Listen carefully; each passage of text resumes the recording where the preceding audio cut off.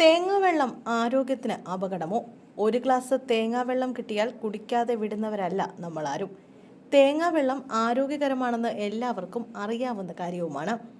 അതുകൊണ്ട് തന്നെ വേറെ ദോഷങ്ങളൊന്നുമില്ല എന്ന് കരുതി നമ്മൾ കിട്ടുന്നത്ര കുടിക്കും. എന്നാൽ തേങ്ങാവെള്ളം എല്ലാവർക്കും ഒരുപോലെ കുടിക്കാൻ കഴിയുന്ന ഒന്നല്ല എന്നാണ് റിപ്പോർട്ടുകൾ വ്യക്തമാക്കുന്നത്.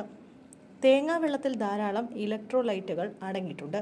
കൂടാതെ ശരീരത്തിൻ്റെ പല പ്രവർത്തനങ്ങളെയും ഏകോപിപ്പിക്കുന്നതിന് പിന്തുണ നൽകുന്ന ഒന്നുകൂടിയാണ് തേങ്ങാവെള്ളം. എങ്കിലും അമിതമായാൽ അമൃതവും വിഷം എന്ന് പറയുന്നത് പോലെയാണ് തേങ്ങാവെള്ളത്തിൻ്റെ കാര്യവും. തേങ്ങാവെള്ളം അമിതമായി കുടിച്ചാൽ എന്ത് സംഭവിക്കും എന്ന് നോക്കാം. തേങ്ങാവെള്ളത്തിൻ്റെ അമിത ഉപയോഗം ശരീരത്തിന് പലതരം പ്രശ്നങ്ങൾ ഉണ്ടാക്കുന്നുവെന്ന് വിദഗ്ധർ നേരത്തെ വിശദമാക്കിയിട്ടുണ്ട്. തേങ്ങാവെള്ളത്തിൽ ധാരാളമായി അടങ്ങിയിരിക്കുന്ന പൊട്ടാസ്യം ഇലക്ട്രോലൈറ്റുകളുടെ അസന്തുലിതാവസ്ഥയ്ക്ക് കാരണമാക്കുന്നു. കൂടാതെ പൊട്ടാസ്യത്തിൻ്റെ അമിത ഉപയോഗം വൃക്കകളുടെ പ്രവർത്തനത്തെ പ്രതികൂലമായി ബാധിക്കാനും സാധ്യതയുണ്ട്. ഇറിറ്റബിൾ ബവൽ സിൻഡ്രോം ഉള്ളവർ അധികം തേങ്ങാവെള്ളം കുടിക്കുന്നത് ഒഴിവാക്കണം. അമിതമായ ഉപഭോഗം കുറച്ചാളുകളിൽ വയറുവേദനയ്ക്കും വയറ് വീർക്കുന്നതിനും ഇടയാക്കും.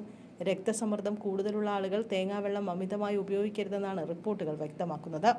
തേങ്ങാവെള്ളത്തിൽ അമിതമായി അടങ്ങിയിരിക്കുന്ന സോഡിയം സമ്മർദ്ദം കൂടാൻ കാരണമാകുമെന്നാണ് വിദഗ്ധർ അഭിപ്രായപ്പെടുന്നത്. പ്രമേഹമുള്ളവരും ഉപയോഗിക്കാൻ പാടില്ലാത്ത ഒന്നാണ് തേങ്ങാവെള്ളമെന്ന് റിപ്പോർട്ടുകളിൽ നിന്ന് വ്യക്തമാകുന്നു. ഒരു കപ്പ് തേങ്ങാവെള്ളത്തിൽ 6.26 ഗ്രാം പഞ്ചസാരയുണ്ട്.